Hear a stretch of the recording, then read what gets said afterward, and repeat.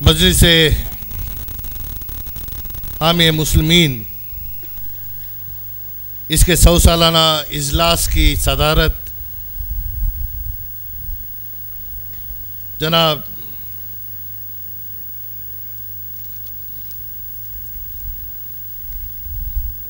अब्दुल रहीम जकाकू साहब, हज़रत मौलाना गुलाम मोहम्मद वस्तानवी साहब, ಕಾರ್ಯಕ್ರಮದ ಅತಿಥಿಗಳಾಗಿ ಭಾಗವಹಿಸಿ ಅತ್ಯಂತ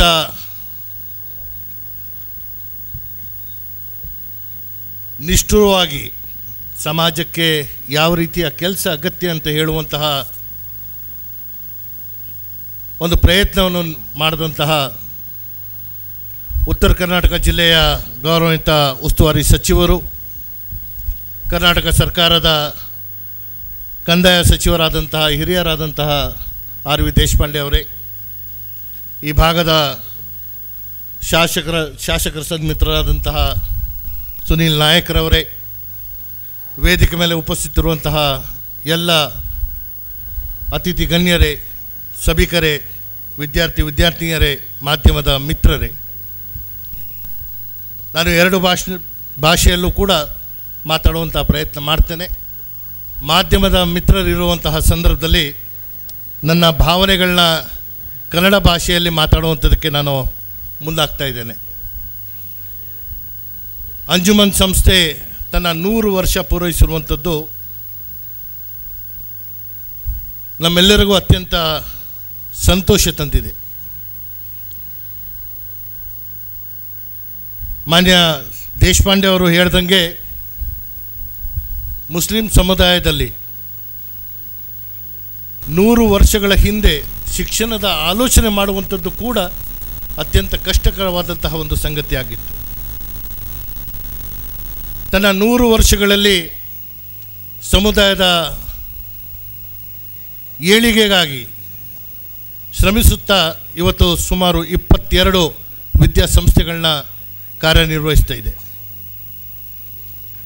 ಅನೇಕರ ಭಾವನೆಗಳು ವೈದಿಕ ಶಿಕ್ಷಣದ ಒಂದು ವ್ಯವಸ್ಥೆ ಕೂಡ ಈ ಅಂಜುಮನ ಮೂಲಕ ಆಗಬೇಕು ಅನ್ನೋದು.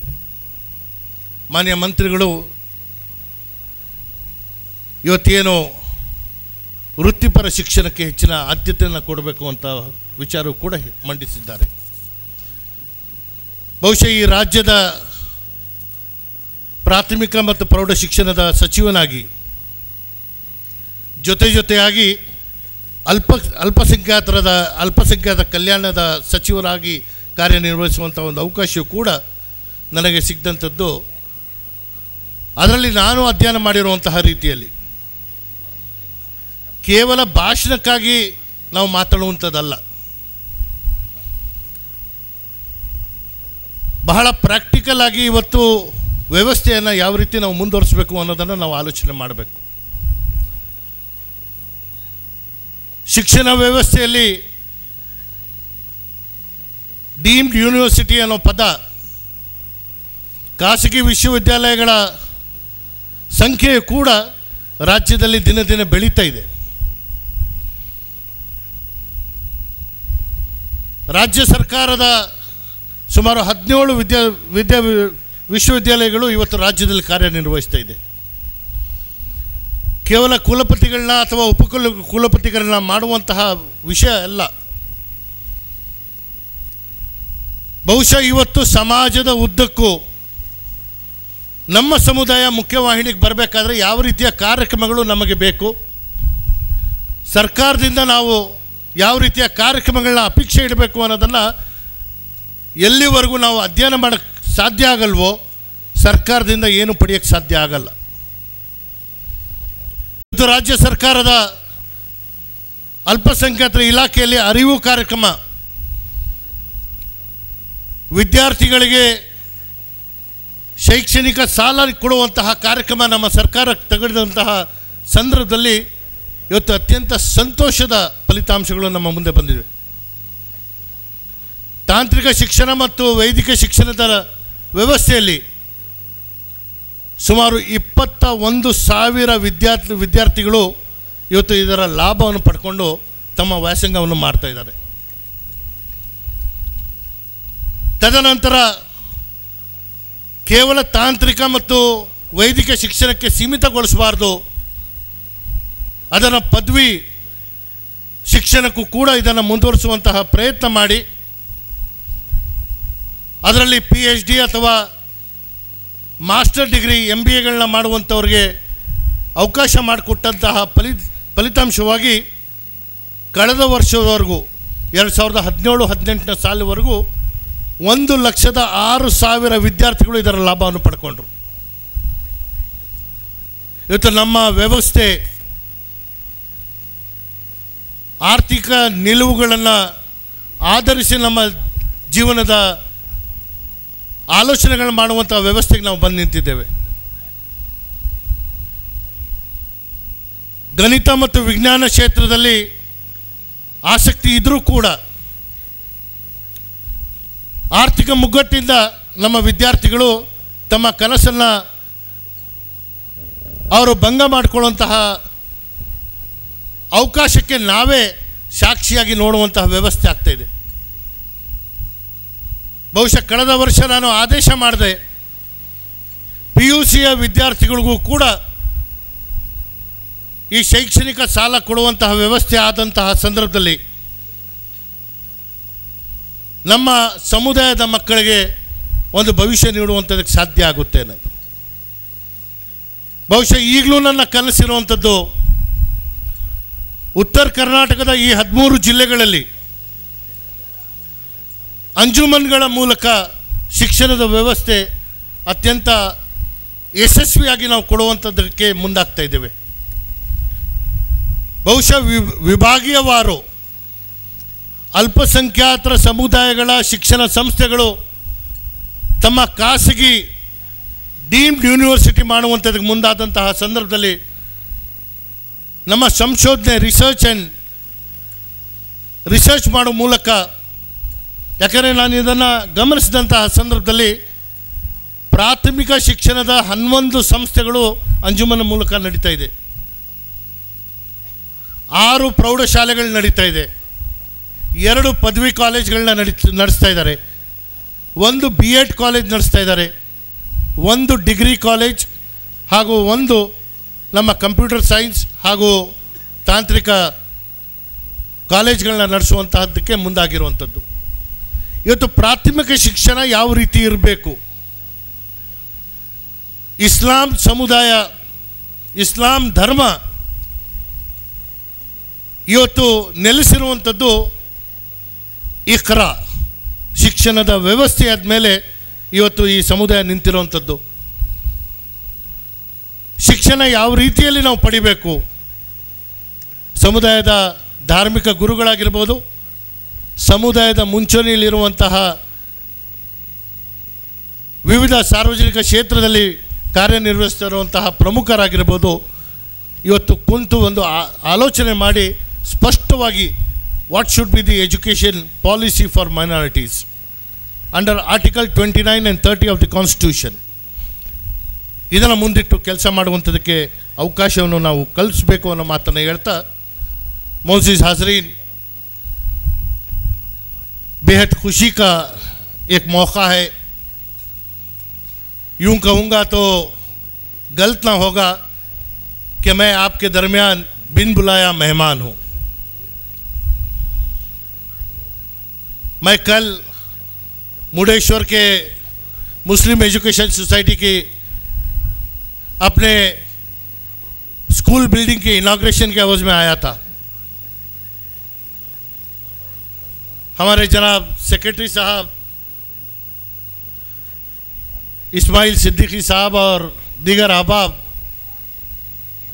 नाचीज़ को यहाँ की दावत दी गई और मेरा सफ़र आज सवेरे बेंगलुरु के लिए तय था. उसे फिर मुतवी कर आज शाम को निकलने का फ़ैसला लेकर आपके तमाम के दरमियान आने का मौका मिला है. मैं अल्लाह का लाख लाख शुक्र एहसान है कि मुझे खुद ये चीज़ मालूम नहीं थी कि अल्लाह जहाँ मुझे मौका दिया था, मिल्लत के हर पहलू को सामने रखकर एक नया प्रोग्राम देने की कोशिश की थी। और वाकई में आज मेरे लिए बेहद खुशी का मौका है कि मैं कभी ये सोचा भी नहीं था कि माइनॉरिटी एरिया डेवलपमेंट फंड ये शुरू करने का मकसद भी ये था कि हमें दोनों तरफ से भी पीछे जाने का एक माहौल हमारे में दरमियान में आ गया है। सियासी एतबार से जो हमारे खिलाफ है उनसे हम उम्मीद नहीं कर सकते, जो हमारे हैं उनसे अगर हम काम की तलब करें तो वो शर्माते हैं हमारा काम करने के लिए। तो इस वजह से दोनों तरफ से भी हमारा फ़ायदा नहीं होने की वजह से ही आज माइनॉरिटी एरिया डेवलपमेंट फंड्स पिछली हुकूमत में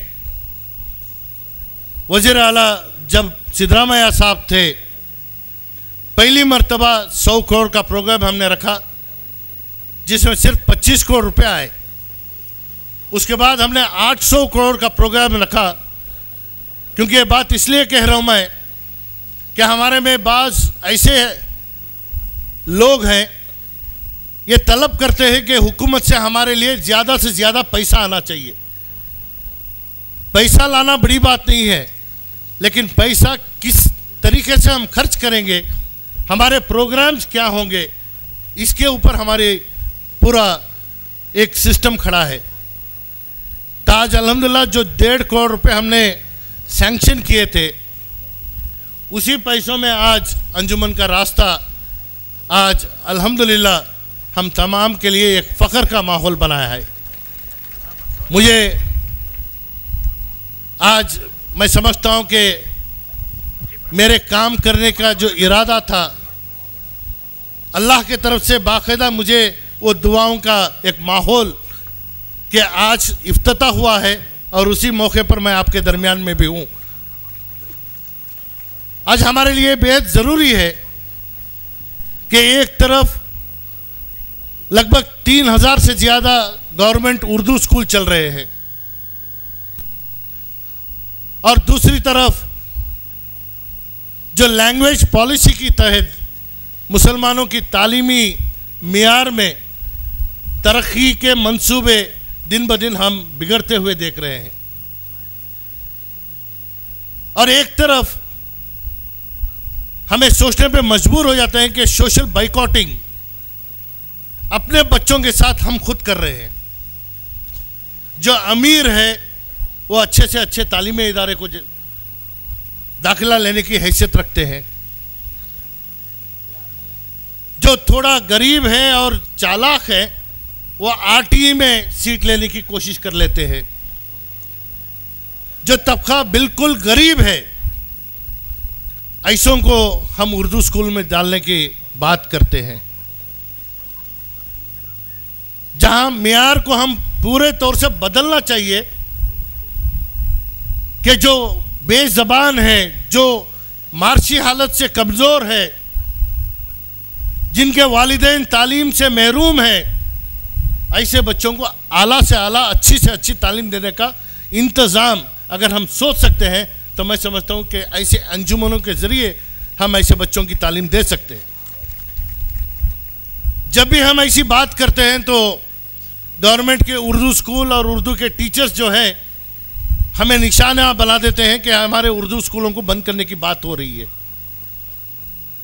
इसलिए मैंने मौलाना आज़ाद के नाम से रियासत में 200 स्कूल हमने शुरू किए, जिसमें मीडियम ऑफ इंस्ट्रक्शन इंग्लिश में है और मादरी ज़बान उर्दू हमने रखी है, जहां बच्चे को उर्दू भी सिखाया जाएगा, कन्नड़ ज़बान के ऊपर भी जोर दिए जाएगी और साथ ही साथ अंग्रेज़ी में तालीम का मियार रखेंगे, जिससे ये बच्चों का भी मुस्तकबिल हम बनाने की हम कोशिश कर सकते हैं।